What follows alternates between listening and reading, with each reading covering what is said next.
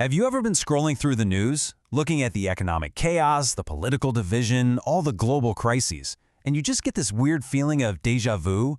Like, wait a minute, haven't we been here before? Well, it's not just you. That feeling is pretty common right now. But what if I told you there's a theory out there that says none of this is random, that maybe, just maybe, all these massive events are part of a predictable, repeating cycle that has shaped societies for centuries? Okay, let's get into it.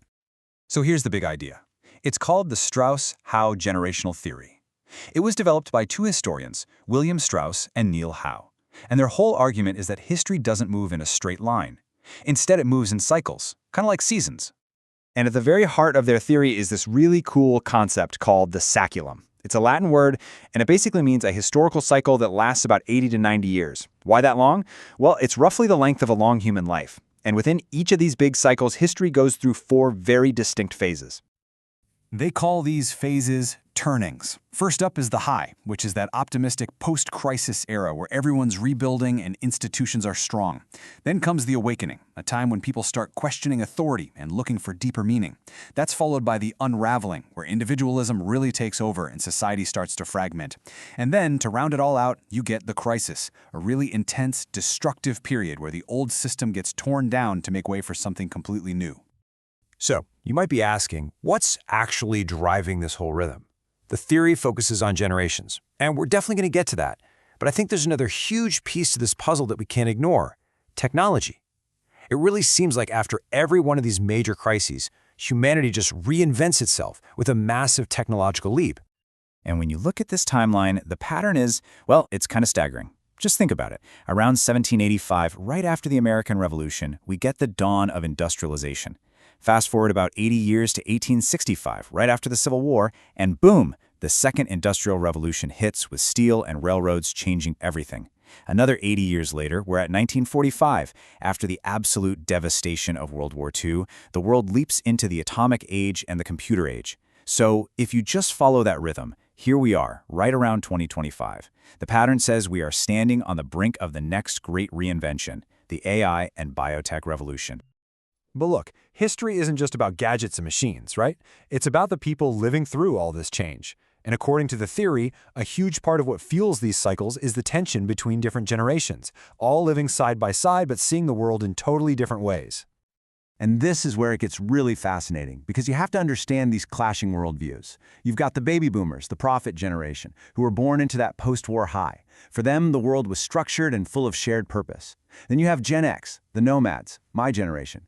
We grew up during the unraveling, which made us pretty pragmatic, a little skeptical. After us came the millennials, the hero generation. They came of age feeling the full weight of the world's problems and this huge pressure to fix them. And now you have Gen Z and Alpha, the artists, born smack in the middle of this crisis. They're digital natives living in a world that feels incredibly connected and yet, at the same time, profoundly isolating. All that friction, that's what's defining our time. So, the big question, right? If this whole cycle thing is for real, where are we right now? Well, according to Neil Howe, one of the original authors of the theory, there is zero ambiguity. We have officially entered the fourth turning. We are in the crisis. In fact, the opening line of his latest book says it all. It's just 3 words. Winter is here. I mean, he is not messing around. According to the theory, the winter of history has arrived. And if you look around, the people who follow this theory say the evidence is everywhere. They say it really kicked off with the 2008 financial crash. That was followed by a decade of just intense political polarization. Then, a global pandemic hits and shakes every one of our systems to the core. Now, we're seeing geopolitical tensions rising all over the world.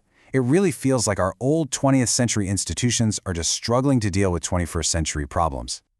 Okay, I know what you're thinking. A historical winter. That sounds pretty bleak. But here's the thing. The theory doesn't just end there. Because what comes after every single winter? Spring. This whole crisis period isn't just about things ending. It's seen as a necessary and even powerful period of total reconstruction. And this really gets to the heart of it. It's like a two-sided coin, right? On one side, yeah, it's an era of crisis where the old ways of doing things are failing. But you flip it over and it's a period of refounding where entirely new systems are being born. It's a time of absolutely massive challenges, for sure, but it's also a time of incredible opportunity. Society isn't just being torn down for the sake of it. The ground is being cleared so that we can rebuild. There's this quote that just captures this feeling perfectly. We're in that messy in-between moment. We can feel the old world fading away, but the new one, it hasn't quite taken shape yet. We're living through its birth pains. So you might be thinking, okay, another crisis, another cycle. What makes this one any different? Well, for the very first time in human history, we are not going into this blind. We have a whole new toolkit. We've got big data. We've got artificial intelligence. We have algorithmic models that let us simulate what the future might look like. We could potentially navigate this crisis, not just with gut feelings and old ideas, but with conscious, data-driven design. So look, whether you buy into this theory completely or you just see it as a fascinating way to look at the world, it leaves us with a critical choice. In past cycles, it was things like trains, factories, and nuclear power that remade the world. Today, we're on the verge of redefining intelligence itself. Every winter ends, and for the first time, we have the tools to consciously turn this time of disruption into a true rebirth. The rhythm of history is whispering to us. The only question is, are we ready to listen?